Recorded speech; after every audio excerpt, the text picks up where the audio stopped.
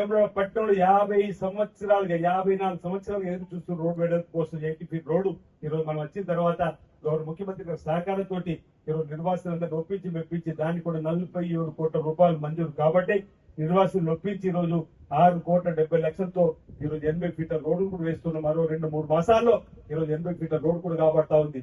2015లో గౌరవ మంత్రి గారు కనుక ప్రాంతంలో నేను అనేవాడిని, ఎందుకో వేములవాడ వెనుకబడిపోయింది.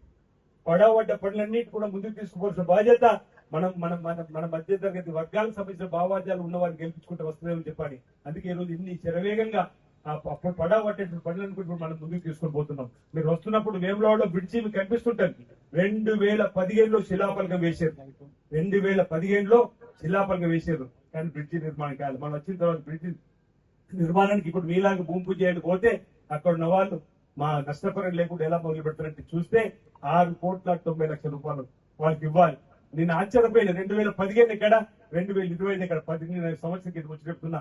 10 సంవత్సరాల క్రితం ఫౌండేషన్ వేసి కనీసం భూ నిర్వాసితులకు వాళ్ళు డబ్బు కూడా ఇవ్వాల్సిన సందర్భం వెంటనే కోమరెడ్డి వెంకరెడ్డి గారికి, అదేవిధంగా రేవంత్ రెడ్డి గారు గౌరవ ముఖ్యమంత్రి చెప్పగానే 6,90,00,000 దీవెన భూసేన డబ్బులు ఇవ్వడం, కలెక్టర్ గారు ఆధ్వర్యంలో వాటి వరకు డబ్బులు ఇచ్చి అక్కడ కూడా ఈ రోజు బ్రిడ్జి ఆల్మోస్ట్ కంప్లీట్ అయిందని, అది కూడా వీళ్ళ తొందరలో ప్రారంభం చేసుకున్నటువంటి పరిస్థితి. అది 4 లైన్ల హైలెవెల్ బ్రిడ్జ్ అని, అది కూడా మనం ఈ రోజు పూర్తి చేసుకున్న సందర్భం. ఈ విధంగా ఆ పడవ పనులన్నీ కూడా ఈరోజు మనం R&Bకి సంబంధించి, PR కి సంబంధించి కూడా హ్యాండ్ లో కూడా ఇప్పుడు మనం మీరు వస్తున్నటువంటి రోడ్ ఏదైతే డబుల్ రోడ్ ఉందో అది ట్రిపుల్ స్ట్రెంగ్తన్ రోడ్ గా కూడా ఇంచుమించు 146 కోట్లు కూడా మనకు హ్యాండ్ లో మంజూరు ఇచ్చారు.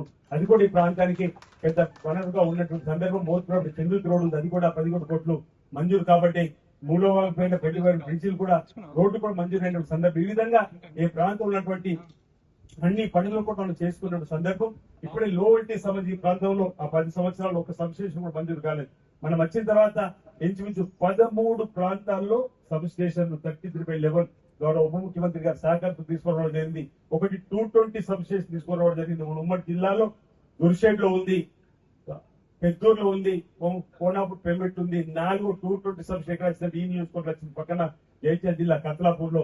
అదేవిధంగా ఈ ఊర్లో కూడా 133 కావాలంటే దీనిపైనే ఇవ్వాలని చెప్పండి. 46 కోట్లతో అది కూడా మనం మంజూరు చేసుకుని ఈ విధంగా ఈ ప్రభుత్వం వచ్చిన తర్వాత మీ బిడ్డగా ఇక్కడ గెలిచినటువంటి సందర్భంలో ఎన్ని కార్యక్రమాలు మనం అమలు చేసుకొని ముందుకు పోతున్న తరుణంలో, గతంలో 91 నుంచి కూడా రాజకీయాలు యూత్ కాంగ్రెస్ లో పనిచేసినప్పటి నుంచి కూడా పరిచయం ఉన్నటువంటి నాయకులతో మనకి అవకాశం ఈ ప్రాంతాన్ని నిర్మించడం కోసం ఏర్పడినటువంటి సందర్భంలో ఈ రోజు ఇక్కడ మనం ఇది ఏర్పాటు చేయడం. ఇంతకుముందే సర్పంచ్ గారు కూడా చెప్పిండు, మన గ్రామంలో ఉన్నటువంటి అనేక పెండింగ్ పనులు కూడా ఈ 2.5 సంవత్సరాల్లో మనం చేసుకున్నామని. ఇందులో ఇల్లు కూడా ఒకేసారి 200 పైచులకి గ్రామంలో ఇచ్చుకున్న పేదవాళ్ళ కోసం, ఇంకా 100 మంది ఉన్నట్టు వారి కూడా ఇవ్వడం కోసం కూడా ప్రయత్నం చేసేటువంటి క్రమంలో చక్కటి సంక్షేమ కార్యక్రమాలు కూడా మనకు అందుతున్న సందర్భం. రైతు రుణమాఫీ అందింది.